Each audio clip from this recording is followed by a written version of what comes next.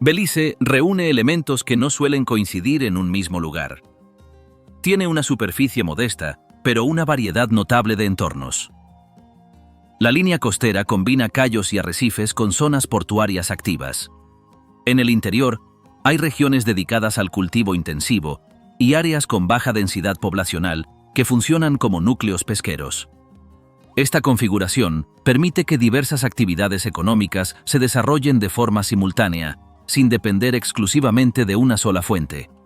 La economía nacional se sostiene en tres grandes pilares: el turismo, la agricultura y la pesca.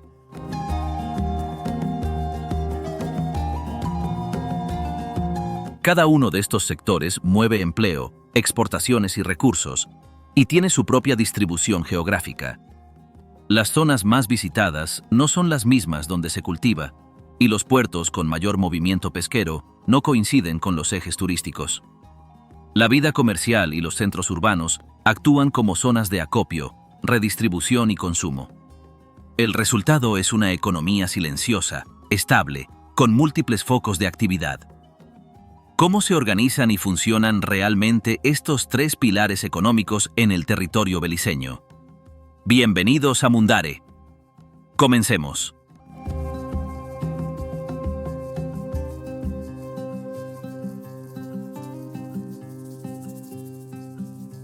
Raíces históricas de una nación invisible.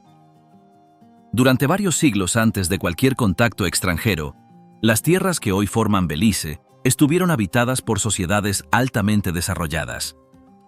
Las comunidades mayas establecieron asentamientos permanentes en diferentes regiones del territorio. Construyeron centros religiosos, plataformas ceremoniales, sistemas de caminos y áreas de cultivo que permitían sostener a grupos numerosos. Entre sus estructuras más destacadas se encontraban templos de piedra, decorados con bajorrelieves y escalinatas que conducían a lo más alto del conjunto. En diversas zonas, los vestigios de esas ciudades reflejan una organización compleja, tanto en lo político como en lo social.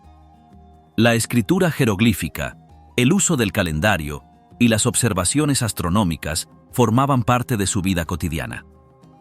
Los mayas desarrollaron rutas comerciales para intercambiar jade, obsidiana, sal y cacao con otras poblaciones del área mesoamericana. En los siglos siguientes, distintos linajes se enfrentaron por el control de las ciudades principales. Algunas regiones quedaron abandonadas por periodos prolongados. Otros grupos resistieron en comunidades más pequeñas situadas entre la selva o cerca de los ríos. La fragmentación interna debilitó a los pueblos mayas justo cuando los europeos comenzaron a navegar por el Caribe. En el siglo XVI, expediciones españolas llegaron a las costas orientales de Centroamérica. Aunque en otras zonas la conquista fue rápida, en Belice los intentos de ocupación resultaron más lentos y discontinuos.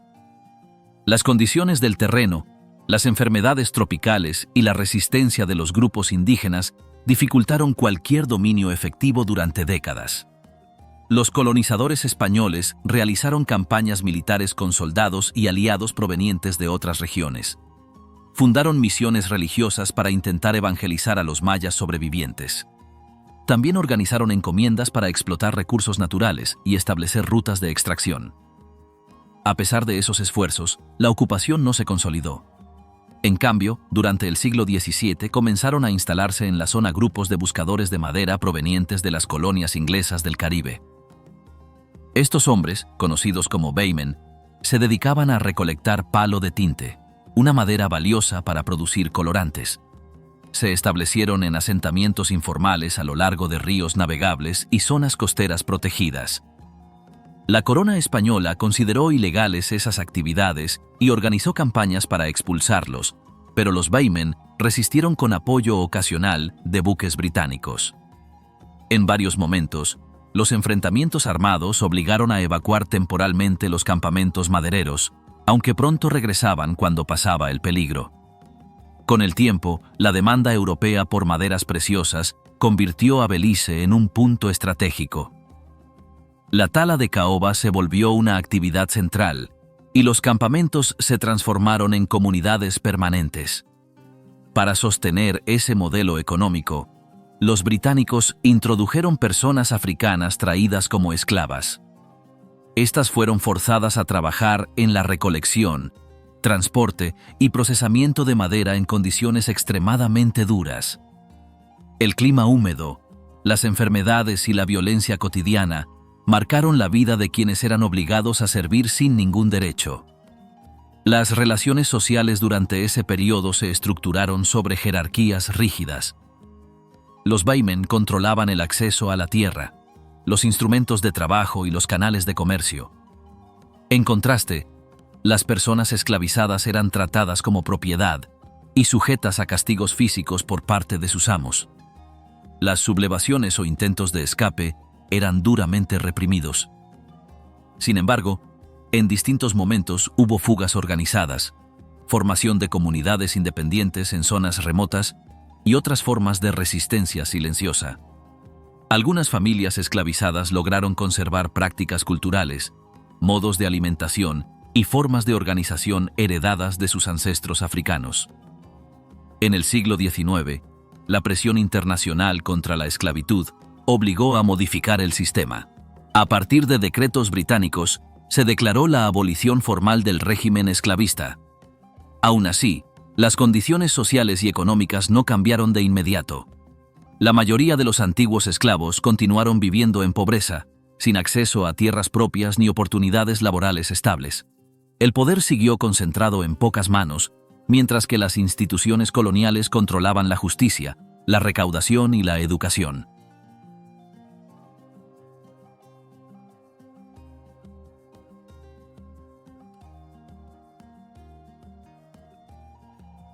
Mundos salvajes, climas, arrecifes y fauna del trópico. El territorio beliceño se distingue por sus condiciones geográficas únicas y un clima favorable que ha permitido el desarrollo de ecosistemas variados. A lo largo de su superficie se distribuyen selvas tropicales, sabanas inundables, pantanos de marea y zonas montañosas cubiertas de vegetación densa. Las precipitaciones son abundantes en la mayor parte del país, y las temperaturas cálidas se mantienen constantes a lo largo del año. Esta combinación genera ambientes ideales para una diversidad de especies que conviven en equilibrio dentro de sus hábitats naturales. En las áreas boscosas, los árboles alcanzan alturas considerables y forman techos densos que reducen el paso de la luz. En el suelo húmedo, se extiende una capa de materia vegetal en descomposición que sirve de alimento a múltiples organismos. Entre las raíces, habitan anfibios, insectos y pequeños mamíferos que encuentran refugio en la sombra constante. Los recorridos por los senderos naturales permiten observar plantas con hojas enormes, flores de colores intensos y enredaderas que se aferran a los troncos con fuerza. Las mariposas de alas brillantes sobrevuelan los claros abiertos por la caída de árboles viejos, mientras los colibríes revolotean junto a las orquídeas. En los arbustos más bajos, algunas especies de serpientes se camuflan entre las hojas secas, mientras los monos aulladores emiten sus llamados graves desde lo alto. Cada región forestal del país presenta una composición vegetal distinta, aunque muchas comparten especies como la ceiba, el mangle rojo, el árbol del pan y la palma bayal. En los tramos cercanos a los ríos, los caimanes descansan al sol sobre las piedras húmedas, y algunas tortugas buscan espacios arenosos para excavar nidos temporales. En la costa oriental, se extiende una franja de arrecifes de coral que forma parte del segundo sistema arrecifal más grande del planeta. Estas formaciones submarinas se caracterizan por su estructura calcárea construida por miles de organismos diminutos. Los corales vivos generan formas ramificadas, esféricas o planas, que dan refugio a miles de peces tropicales, moluscos y crustáceos. En las aguas claras y poco profundas, los buceadores pueden observar cardúmenes multicolores, esponjas de formas extrañas y estrellas marinas posadas en el fondo arenoso. La visibilidad submarina permite distinguir cómo las corrientes transportan partículas en suspensión y crean patrones ondulados en los fondos marinos. Frente a la costa continental, se encuentran decenas de cayos de diferentes tamaños. Algunos son simples bancos de arena rodeados de aguas turquesa, mientras otros presentan vegetación costera y pequeños asentamientos humanos. En los más remotos, la presencia humana es escasa, lo que permite el anidamiento de aves marinas como pelícanos, fragatas y garzas blancas. Las iguanas se desplazan entre los matorrales bajos y las tortugas marinas emergen de noche para depositar sus huevos sobre la arena húmeda. En el borde del arrecife, las barracudas y los meros se desplazan con lentitud cerca de las paredes coralinas. Las especies de peces globo, rayas moteadas y tiburones nodriza forman parte del entorno sin alterar la estabilidad del ecosistema.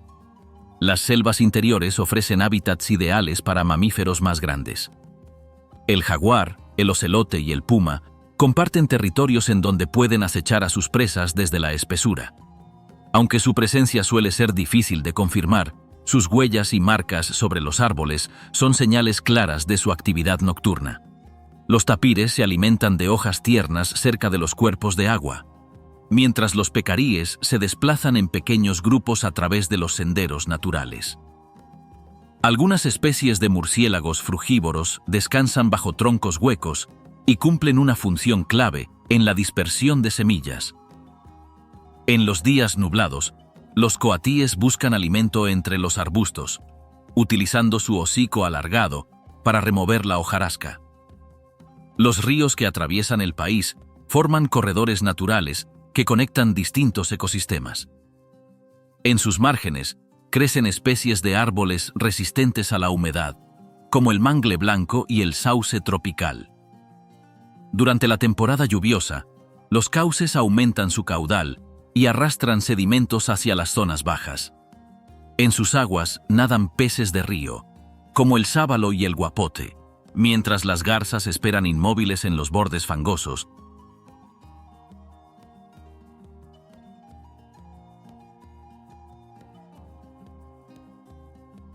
Un pueblo de 1000 colores.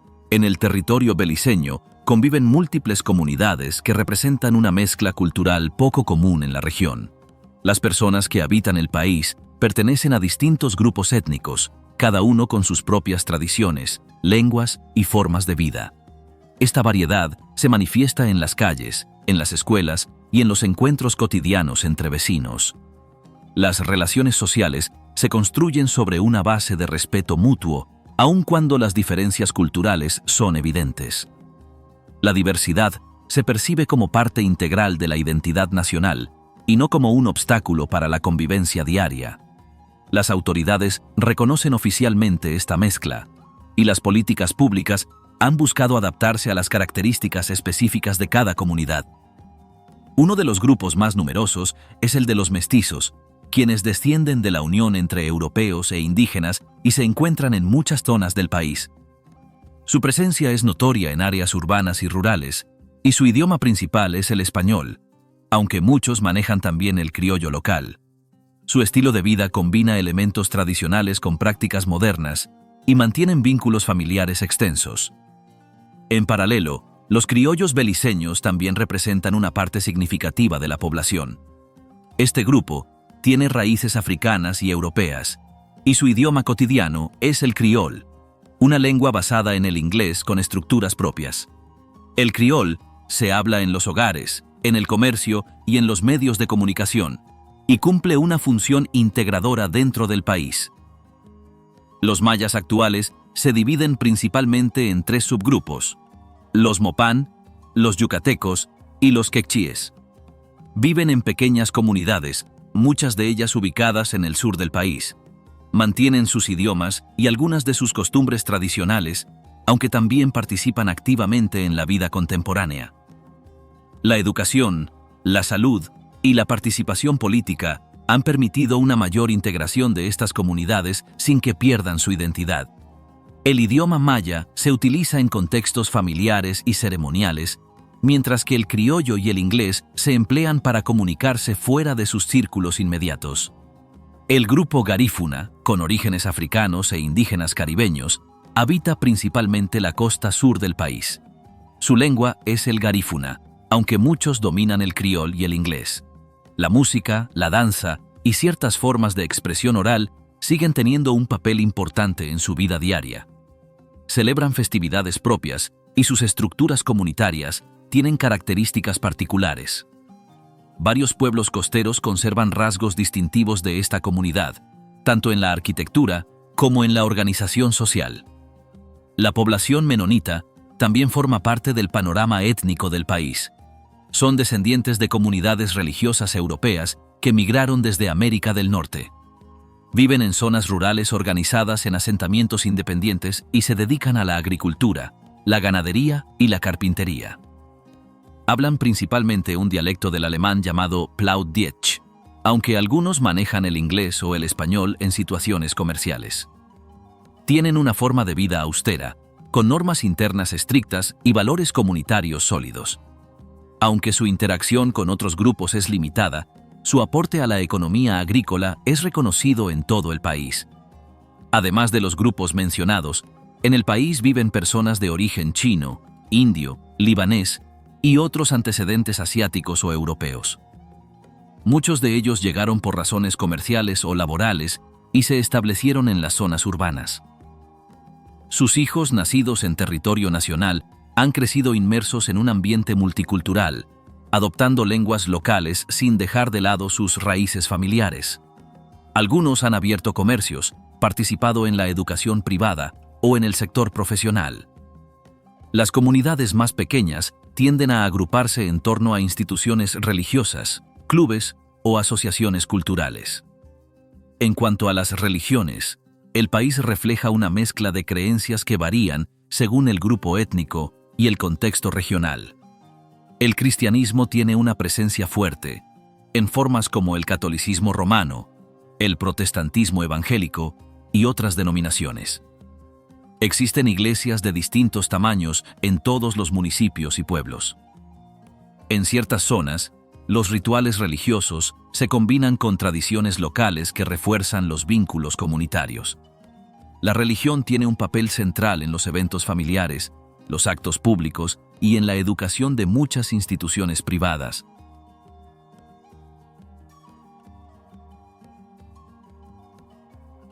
Algunas comunidades mantienen creencias religiosas propias. Los garífunas, por ejemplo, practican una forma espiritual que mezcla elementos africanos y cristianos. Realizan ceremonias con música, danzas y expresiones simbólicas que tienen un sentido profundo en su cultura. En los hogares menonitas, la práctica religiosa es diaria y define las reglas de convivencia. Entre la población más joven, hay una tendencia creciente hacia el pluralismo y la tolerancia, con respeto hacia las formas de fe menos tradicionales o personales. En términos lingüísticos, el país tiene como idioma oficial el inglés, utilizado en la administración pública, la educación y los documentos legales. Sin embargo, en la vida cotidiana se habla una amplia variedad de lenguas. El criol es la más común y actúa como lengua franca entre personas de distintos orígenes. Tiene una gramática particular y un vocabulario amplio que evoluciona con rapidez. Es usada en conversaciones informales, programas de radio y manifestaciones artísticas. El español es común entre los mestizos y otros grupos bilingües, especialmente en el norte y oeste del país. En muchas escuelas se enseña español como segundo idioma, y las autoridades reconocen su importancia en la comunicación regional. Las lenguas indígenas mayas se mantienen vivas en comunidades específicas. El mopán, el quechí y el yucateco se usan tanto en el hogar como en actividades comunitarias. En algunas escuelas rurales se ofrecen clases en estos idiomas y se han producido materiales educativos adaptados a las características locales. El garífuna se habla en ciertos pueblos costeros, aunque su uso ha disminuido entre las generaciones más jóvenes. Algunas organizaciones trabajan en su revitalización mediante programas culturales, talleres y actividades escolares. El alemán menonita se transmite de generación en generación dentro de los asentamientos. Su uso se limita a la vida familiar y comunitaria, aunque algunas personas también aprenden inglés o español para asuntos externos. En los centros urbanos se escucha con frecuencia una mezcla de idiomas en el espacio público, y muchos habitantes manejan al menos 2 o 3 lenguas con soltura. Esta variedad lingüística no solo responde a factores históricos, sino también a dinámicas sociales actuales que favorecen el contacto constante entre personas de distintos orígenes. La convivencia entre grupos étnicos, religiosos y lingüísticos tiene sus desafíos, pero el país ha desarrollado mecanismos informales de entendimiento. Las festividades nacionales, los medios de comunicación y el sistema educativo refuerzan una identidad compartida que no niega las diferencias. En lugar de imponer una homogeneidad cultural, se reconoce el valor de mantener la diversidad. Esta forma de organización ha permitido a muchas comunidades preservar sus tradiciones al tiempo que se integran en un entorno común. En la vida diaria, es habitual ver cómo las personas alternan entre idiomas, participan en celebraciones distintas y forman familias multiculturales. El país, con su gente de tantos orígenes, ha hecho de la variedad una característica esencial de su existencia.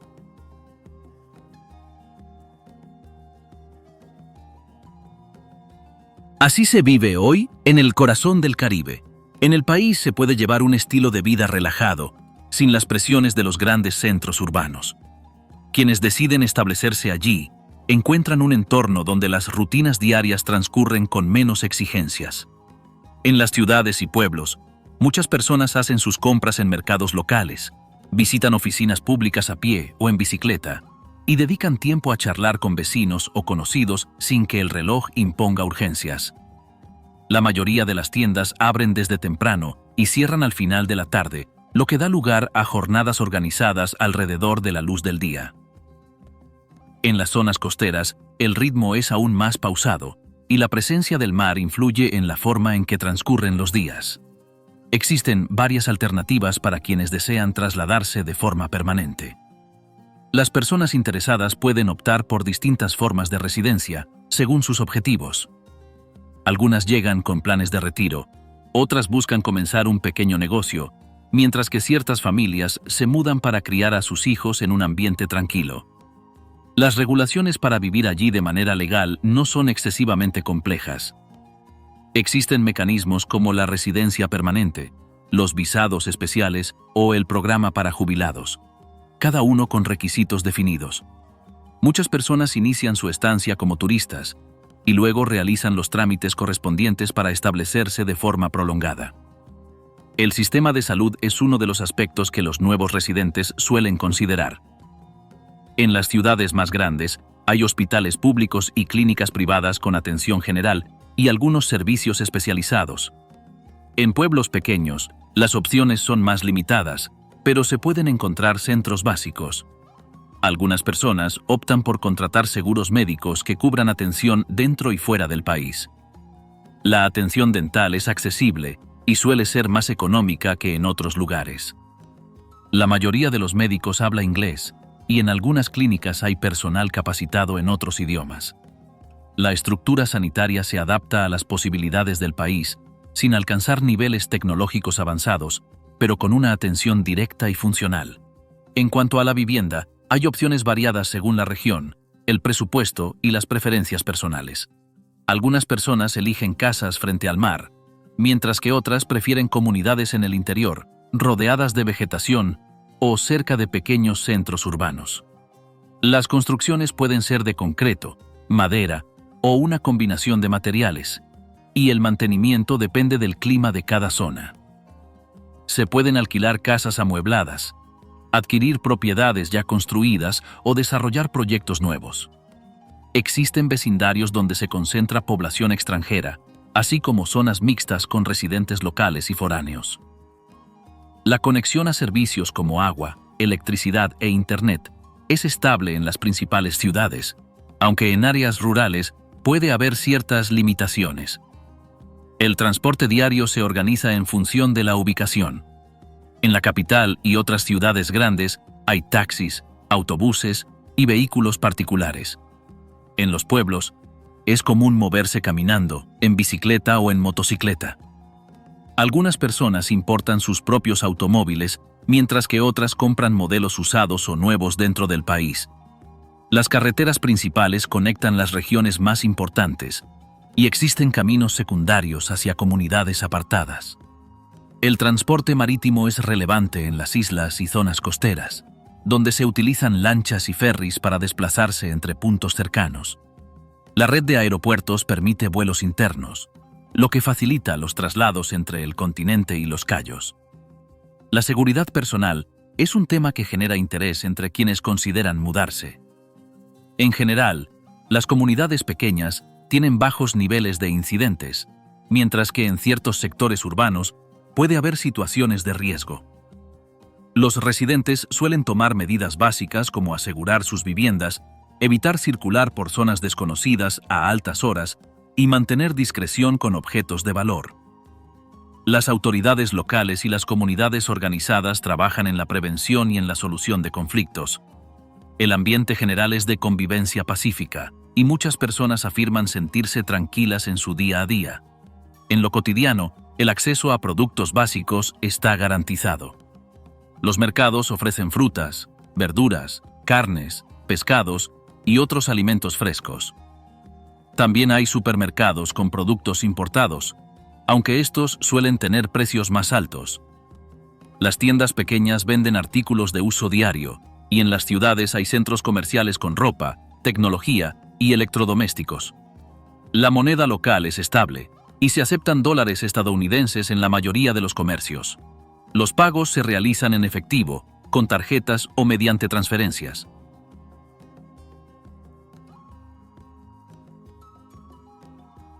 Recetas del Caribe. Mestizo. La comida que se prepara en este país combina ingredientes comunes con métodos simples para producir platos llenos de sabor. El arroz con frijoles se cocina con leche de coco, lo que le da un gusto suave y cremoso.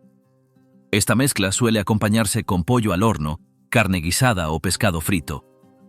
El arroz se cocina lentamente con cebolla, ajo, sal, pimienta y la leche extraída del coco, hasta que los granos están blandos y los frijoles se mezclan con el líquido. El acompañamiento varía, pero muchos prefieren piezas de pollo marinadas con especias, doradas al horno o cocinadas con salsa. El pan de coco se hornea con harina, levadura, azúcar y leche de coco. Se forma una masa suave, se deja reposar y luego se hornea hasta que toma un color dorado. El resultado es un pan de corteza firme y centro blando, que se consume en desayunos o como acompañamiento. También se preparan tortas fritas hechas con harina, sal, agua y levadura. Estas piezas se fríen hasta que inflan, se doran por fuera y quedan huecas por dentro. Se comen con frijoles, huevos o pescado y se sirven tanto en hogares como en puestos callejeros. La ensalada de papa lleva papas cocidas, zanahorias, huevos duros, mayonesa, sal, pimienta y en ocasiones mostaza o apio picado. Se mezcla todo en frío y se sirve como guarnición. Es común verla junto a carnes asadas o pollo. Los tamales se elaboran con masa de maíz, carne sazonada y salsa. La masa se envuelve en hojas de plátano, se amarra y se cocina al vapor hasta que queda firme.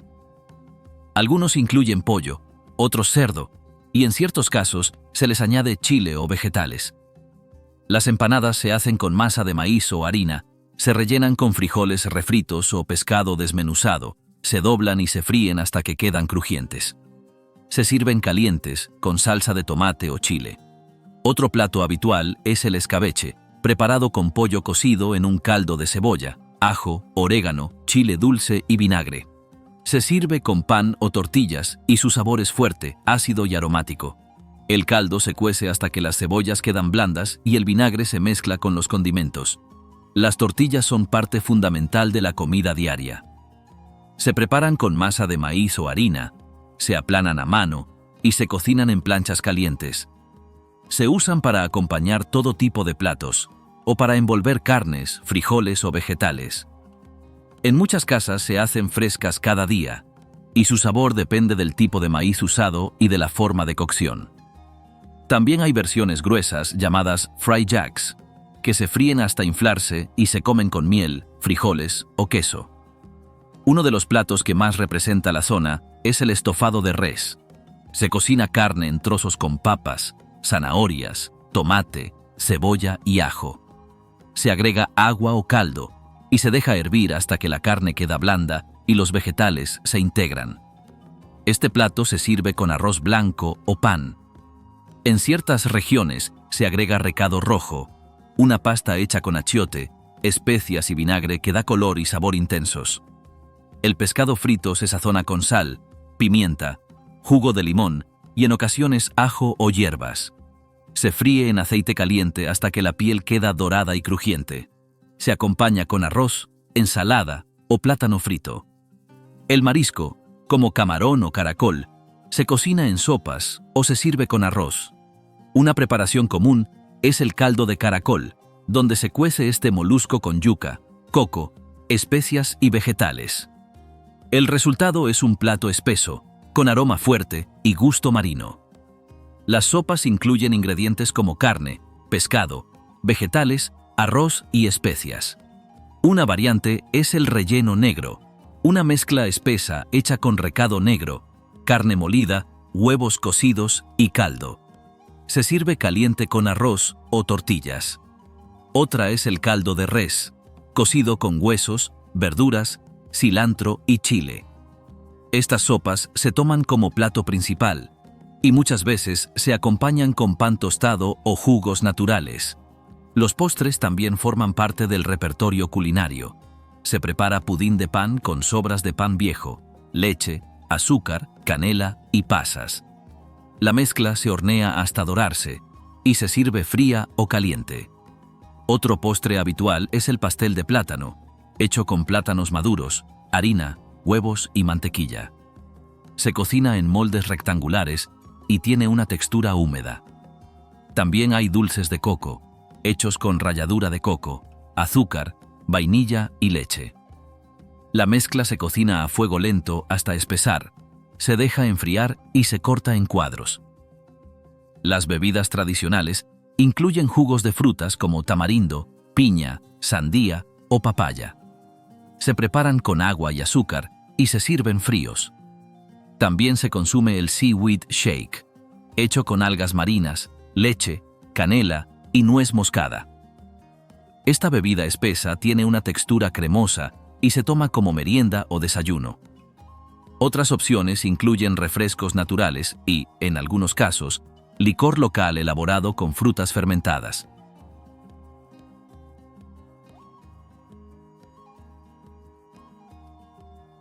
Corsarios y botines. El Caribe en llamas.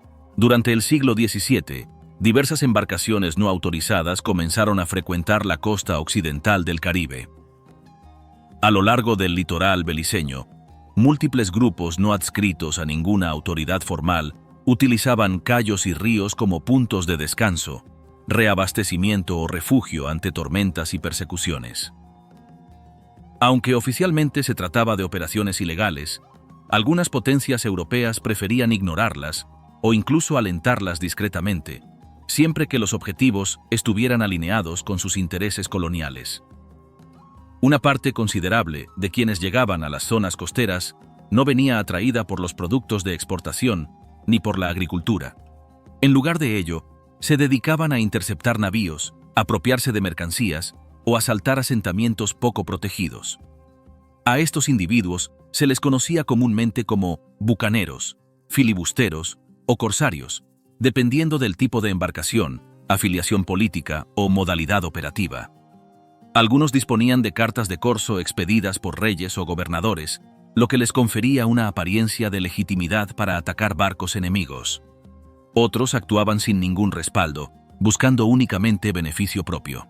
Los cayos de Belice, con sus aguas protegidas y acceso a múltiples ríos navegables, ofrecían condiciones ideales para estas actividades. En especial, Turnefe, Lighthouse Reef y St. George's Caye sirvieron como puntos estratégicos para embarcaciones que necesitaban reparación, agua dulce o provisiones.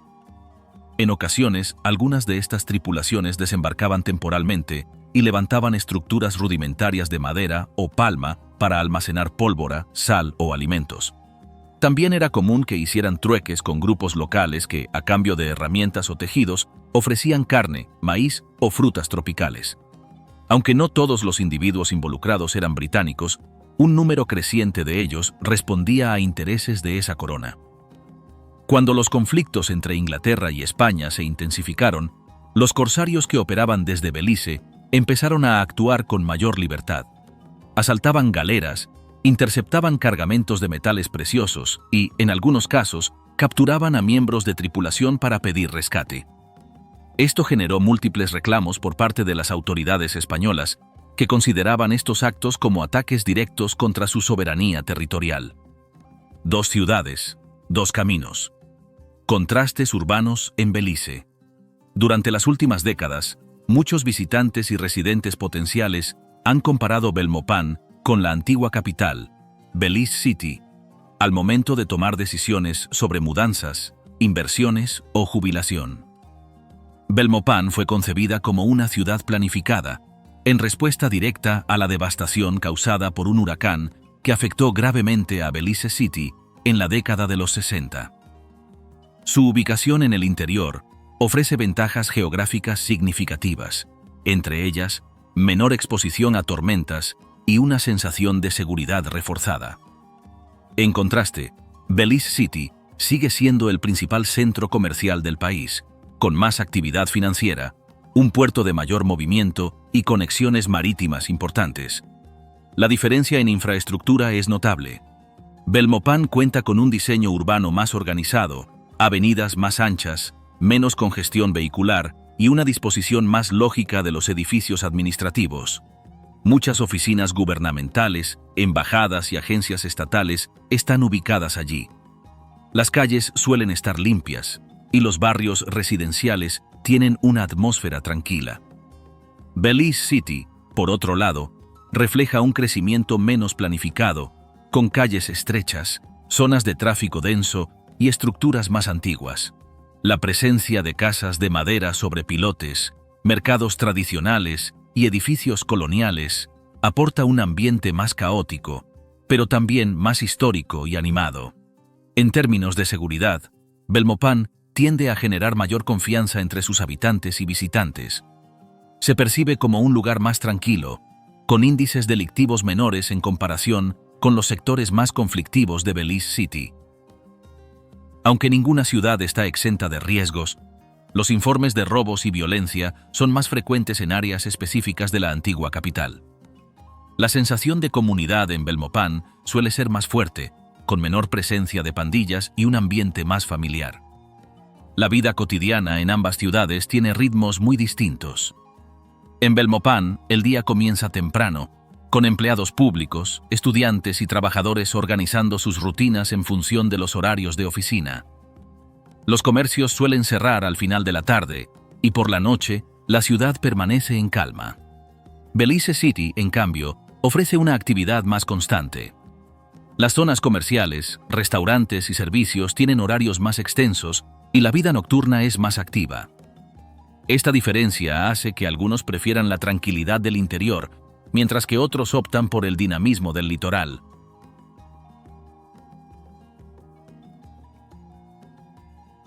Tres pilares invisibles: turismo, agricultura y pesca. Las actividades productivas de Belice no suelen figurar en los informes de economías destacadas, pero mantienen en funcionamiento a miles de personas a lo largo del país. El turismo encabeza las fuentes de ingreso más dinámicas, no por su volumen masivo, sino por el efecto que tiene en los sectores vinculados: alojamiento, transporte, servicios de ocio y alimentación para visitantes. Cadenas hoteleras medianas, negocios familiares y alojamientos pequeños dominan la oferta. Las zonas más activas en este campo se concentran cerca de puntos costeros y accesos marítimos, donde se agrupan actividades organizadas para viajeros. Estos centros aportan divisas, generan empleo estacional y mueven el mercado interno en zonas donde, de otro modo, la demanda sería baja. El turismo también ha estimulado inversiones en caminos, señalización, aeródromos secundarios y comercio minorista. La demanda extranjera ha fomentado la creación de microempresas con orientación exclusiva a este nicho. Operadores de excursiones, alquileres de transporte, guías certificados y comercios especializados en artículos solicitados por foráneos. A pesar de las limitaciones estructurales, estas actividades mantienen cierta estabilidad por el flujo constante de visitantes durante las temporadas más altas. Muchas de estas personas trabajan por comisiones o salarios informales, lo que convierte al turismo en un generador de ingresos directos para capas amplias de la población. Otra fuente clave es la pesca. Aunque se practica a escala moderada, representa una parte significativa de la economía nacional en sectores costeros. Los productos extraídos no se limitan al consumo interno. En varios distritos marítimos se establecen operaciones dedicadas a la captura, limpieza, almacenamiento y venta de especies demandadas en el mercado internacional. Se comercializan langostas, caracoles, camarones y algunos tipos de pescado de arrecife. Existen centros de procesamiento que emplean a trabajadores en turnos rotativos, lo que convierte a la actividad pesquera en una vía relevante para sostener el empleo en áreas sin otras alternativas económicas inmediatas. La pesca artesanal, por su parte, mantiene su rol en varias comunidades que operan en sistemas tradicionales. Estos pequeños núcleos capturan especies de forma manual, sin equipos de gran escala, y distribuyen el producto en mercados locales o a través de intermediarios. La venta directa de estas capturas aporta ingresos básicos a las familias involucradas, aunque su peso en la economía global del país es menor en comparación con las operaciones industriales. No obstante, ambas modalidades coexisten en regiones donde la extracción marina sigue siendo el único sustento estable para muchas personas. Esta dinámica crea una geografía económica particular. En los distritos más alejados se produce gran parte de los bienes esenciales, mientras que en las ciudades se concentra el consumo y los servicios. Las rutas internas permiten que lo cultivado en zonas remotas llegue a los mercados y puntos de venta, sosteniendo un circuito permanente de oferta y demanda. Este intercambio contribuye a equilibrar las dependencias económicas entre el interior y los sectores urbanos, evitando que la actividad se concentre exclusivamente en los entornos turísticos. Aunque no recibe atención constante, esta estructura económica se sostiene de manera silenciosa, manteniendo en marcha el funcionamiento cotidiano del país.